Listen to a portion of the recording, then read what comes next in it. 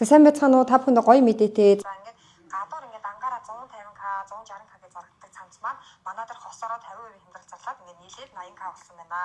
Тэгэхээр хямдрал маань зөвхөн өнөөдөр явагдана хамгийн гол нь. Тэгээд та нар маань захиалга өгөөд хөргөлт хийх хүсэх юм бол урьдчилгаагаа 100% төлөх хэрэгтэй байгаа шүү.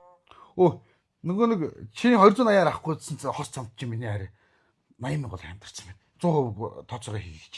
Миний хийж. Хоёулаа тэгэхээр чин 280-аар цамц авсан бол 200 мөр хэмждэг гэсэн. Хоёулаа 200 хэмсэн 200 мөр 100 мөр авъя зэ. Хайрдаг 100 хийж. Бүтэлтэй юм аваарай. Зүгээр бүтлгүй бай тээ. Өнөөдөр харин 100 гэх юм биш. Өнөөдөр хийж. Хийж. За. 3 hours later. Хараа. Чамаас өөр хүн намайг блок хийн гэж байх уу? Яасан. Нөгөө цамц цагаасан пэйж чи намайг блоклцсон байх.